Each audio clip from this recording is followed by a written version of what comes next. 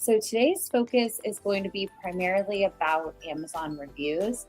And then we're also going to be talking about Amazon Prime Day, which is coming up in October. So it's actually called Prime Big Deal Day, but it's essentially a little mini Prime Day, and we'll kind of talk through what we know about that and all that good stuff. Uh, so, starting off with Amazon reviews, I think it's important to cover Amazon's terms of service just because this could be read in many different ways. So, I always want to go over it. So, you may not attempt to influence or inflate a customer's rating, feedback, and reviews. You may request feedback and reviews from your own customers in a neutral manner, but you may not pay for it or offer an incentive. Ask the customer to write only positive reviews or ask them to remove or change a review. You cannot solicit reviews from customers who have had you cannot solicit reviews only from customers who have had a positive experience, and you may not review your own products or a competitor's products. So I think that's important to kind of note, something that I think it's good for all of us to circle back to pretty consistently, just to make sure that, we are on the same page, we understand what is going on. So Amazon review rules. So only Amazon customers can leave reviews. You cannot ask your Shopify customers or other audiences to leave reviews without purchasing through Amazon. You cannot review your own products, like I covered in that last slide. Reviews cannot be incentivized. You cannot ask a customer to remove or change a review. You cannot leave a negative review on a customer's listing, all of that good stuff. So Amazon's terms of service are getting changed all the time. And we do recommend that you read it yourself and basically assess the risks yourself to make sure you are TOS compliant and do these strategies at your own risk. You can find this by searching for it within Seller Central. So that's something just important to note, as Amazon has gotten more strict with their Amazon reviews as of late. So core review strategies.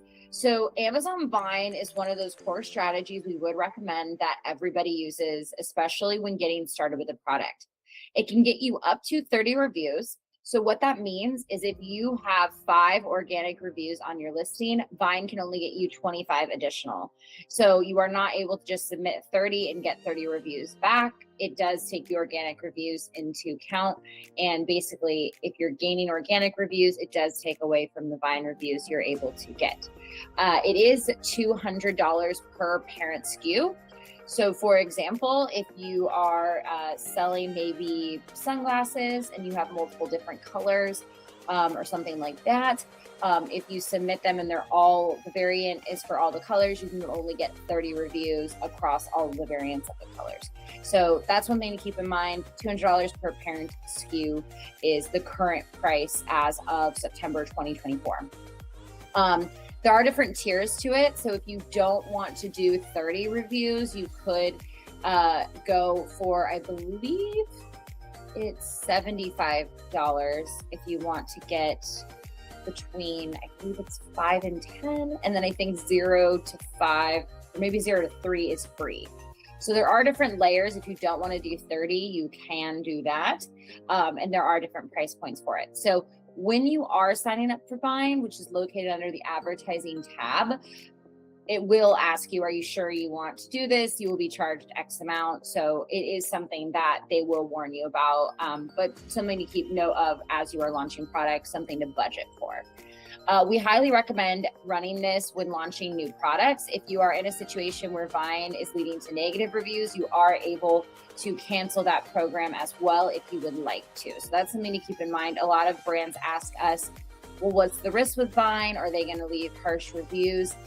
Realistically, I always like to frame it, if your product is good and it's doing what it's supposed to be doing, we shouldn't be afraid of Amazon Vine. They are customers like any other customer. If anything, I would say their review ends up being more detailed. So a lot of the times they'll have videos, they'll have images, things like that, which most of the time is a good thing. But if your product is not doing what it's supposed to do, there is that potential that there could be negative reviews from it. But I don't feel like a Vine reviewer is more likely to leave a negative review than a regular customer, if that makes sense. So friends and family is also a strategy you can consider. This is definitely a gray hat tactic. So make sure to make the best call for your business is the best way we can put it. So what we would say is, especially when a product is new, friends and family should come after Amazon Vine. The reason why is if you get organic reviews, friends and family reviews, things like that, it does take away from Amazon Vine's capabilities, as I mentioned in that section. So that's something to consider is friends and family should come second behind Amazon Vine for that reason. So once Amazon Vine has concluded, that is when you can call in friends and family and basically ask them to leave a review. Now, how this would work is you want to make sure it's friends and family that have not ever shared an IP address with you. So for example, I might ask my freshman college roommate, who I haven't seen in a very long time, to do it, but I would never ask my mother-in-law, who we spend like Thanksgiving with, and I might be working, on Black Friday or whatever during that time, sharing an IP address with her. So if there's ever that potential of a crossover, specifically very close friends and family, it is not worth the risk because Amazon is tracking IP addresses for that reason. This should just be a distant person. We have also seen them talk about that Amazon is tracking Facebook friends, if they all live in the same zip code, that type of thing. They can flag you for this. I've never seen it, but I've heard of it. So you just want to be super careful. You're looking for distant people. You're looking for people you don't see all the time. And primarily you want to try to scatter those people throughout the US. You don't want everyone located in the same space. Now, one thing that's not noted here that I do think is relevant to bring up, something I have seen throughout my time on Amazon, is friends and family are always really eager to help and support that person, that a lot of the times they'll just buy the product and then go and leave the review, which could also set up red flags with Amazon. So if you are implementing this strategy, you want to make sure you actually get the product, or they get the product in their hands and then leave the review. They should not be leaving the review before it gets to them at their house. Now, moving away from friends and family, there is also request a review. So this is located within each order ID. So once you're within an order, on the right-hand side, there is a button that says request a review. Now, obviously, if you've got hundreds of orders coming in per day, that could be a little tedious. So you are able to use the Helium 10 or Jungle Scout Chrome extension, where you can request a review on the entire orders page as opposed to clicking into each individual order. Now, we suggest doing this at the 2-week or 3-week mark, giving the customers time to try out the product. Now, what I will say is if your product is reliant on results, so if it's a supplement or like a hair serum that helps with hair growth or anything like that, something that takes time and doesn't have instant results, try to get as close to that 3-week mark as possible, because you're able to do this from 5 days after purchase to 30 days after purchase. So we do want to make sure we're requesting a review in the proper time frames. So what I would say is request it later in the month if you have a result-driven product. So that way it gives them as much time as possible to try out that product and hopefully see the results that they're looking for. Now, additionally, there is the review dashboard. This is going to be located in the brands section for those of you guys that are brand registered. And basically with this, you are able to reach out to anyone that has left a 1 to 3 star review. So the options for that are to either offer them a refund or provide customer service. So we suggest using the customer service template, since this can lead to the actual conversation with the customer as opposed to the refund. Usually it's just a refund and they move about their day. Our goal is we want them to talk to us. We want to try to come up with a solution that hopefully they change the review. Now, the only thing is, you cannot ask them to change that review, as we talked about in the review rules section at the start of the presentation. So that's something to keep in mind, is that you can't do that. So all you can do is your very best, give that best customer service possible, and hope that they change it on their own. Now, one thing that you are able to do with this strategy is when you send and again, this is a current thing, Amazon potentially has changed. If you're like watching this later, Amazon could always change the rules. So just make sure you're keeping up with that. But essentially, when you send that provide customer service template, that does start a conversation in buyer messages where you can actually send a follow-up question behind Amazon's templated version. Again, you want to make sure you're understanding that you are using Amazon's communication. So we can't ask them to call us, we can't ask them to email us, we can't try to take the conversation off Amazon or ask them to change the review or anything like that. You could just follow up with any additional questions to try to provide the best customer service possible. So in terms of review strategies, one that was definitely a common one that our team used, and we know a lot of people using them, is marketing inserts.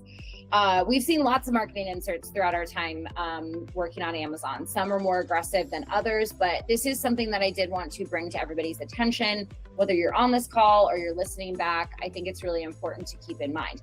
So basically, Amazon reached out to a client of ours that we've worked with in the past, and basically said that, and you can actually read the message here, but I'll read it to you guys. So we found that you have violated our customer product reviews policy. Based on your account health rating, your account is at risk of immediate deactivation. If the issue continues, we may deactivate your Amazon seller account. Why did I receive this message? We have taken this measure because we believe that you have included materials inside or on your product packaging requesting a favorable product review or rating from customers, or offering customers incentives to post a product review or rating. Examples of such materials include inserts, flyers, coupons, or brochures. As a result, your inventory of this product listed next are now classified as unsellable. You have 30 days to remove this inventory from our fulfillment centers. So obviously, pretty scary message. And it's just one thing we want you guys to know. We've been doing this a long time. In our experience, this is the only message we have ever seen regarding marketing inserts, but we think it's something that everybody should take seriously, which is why we're talking about it today. So if you are currently using any sort of marketing insert to a landing page or funnel, we do recommend that you change any active landing pages as a simple thank you for your purchase type of page, not requesting a review or collecting any customer information. We just think it's not worth the risk. Scrap the strategy as much as you can. Obviously, when things are physically in the product, it's a little bit tougher to do, but we can obviously change our response, which would be a landing page of some sort. So the safest option is to remove current inventory from Amazon that has any inserts, if that is your choice. Again, your business, your decision in terms of weighing the risks of how you want to proceed, knowing that this is something that Amazon is now looking for. So the other option is to leave the current inventory with inserts as is and can discontinue shipping future items with the inserts. So unfortunately, this is a common review strategy. I'm sure there are people on this call using it. I'm sure there are people watching back that are using it. So it's best to evaluate the risk that you're willing to take with this strategy. But it's just something we wanted to bring at the forefront and something we would recommend at a minimum no longer doing moving forward. So that's all we have on the review side of things. I did want to also just quickly touch on Prime Big Deal Day 2024. So this is coming up. It's going to be October 8th and 9th, 2024. Basically, the idea is it's a major shopping event driving significant traffic to Amazon. There is an opportunity to boost your sales with deals, discounts, and increasing visibility. Now, one thing I just want to be perfectly honest and transparent about is historically, this is a much smaller event than actual Prime Day that usually falls in July. Just historically. I think there's a few layers to that. I think it's the fact that people are more than likely waiting for Black Friday and Cyber Monday for those major sales. So it's not necessarily something that's super top of mind. That's just kind of what comes to mind off the bat.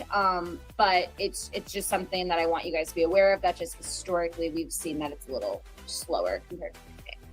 Now, in terms of the preparation steps, we highly recommend increasing your budgets and bids if you are managing your own ads. We recommend doing this just to maximize your exposure through higher daily ad spends and cost per click bids specifically. We do recommend creating event-specific campaigns. So that would be sponsored brand, sponsored product, and sponsored display campaigns tailored for the Prime Big Deal Day. And then lastly, we would recommend setting up Amazon deals and coupons. So our number one recommendation is to set up a Prime exclusive discount for 20% off. This is the most common discount to use, and from our experience, it is the strongest. To do this, you would just go to Prime exclusive discounts located under the advertising tab.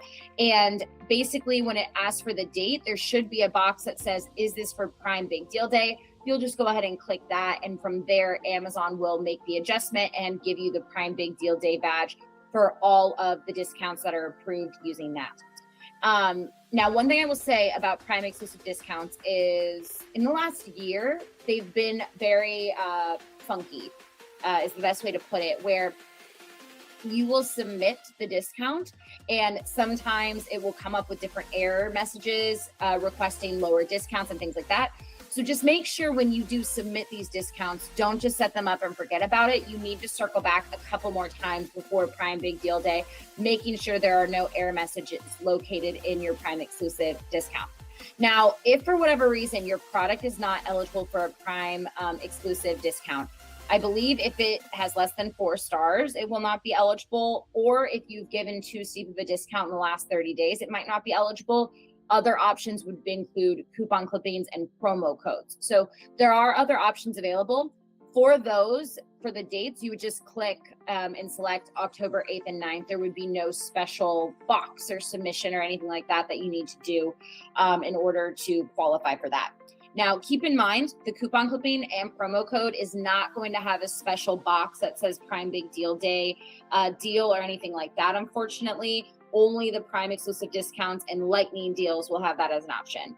Now, for those of you guys that submitted lightning deals, I believe it was back in June is when that happened. It might've been June or July. So unfortunately, if you didn't submit them back then, you would not be able to submit them now. But for those of you guys that did submit them back during summer, you are able to, you want to keep an eye on them and basically see, does Amazon give you October 8th or 9th? Historically, you'll see that Amazon will sometimes give the day before or the days after. In our recommendation, if it's not the first day of the event, so in this case, October 8th, we wouldn't recommend moving forward, simply just because it doesn't do as well. Lightning deals the second day of the event just generally just don't convert as well. So if you're going to do it and spend that extra money, you would want to do it on the 8th specifically. So that's all I have for Prime Day. And if you guys have any questions, definitely reach out to us here at TurnKey, your client managers, all of that good stuff. So with that, I'm going to go ahead and end the recording.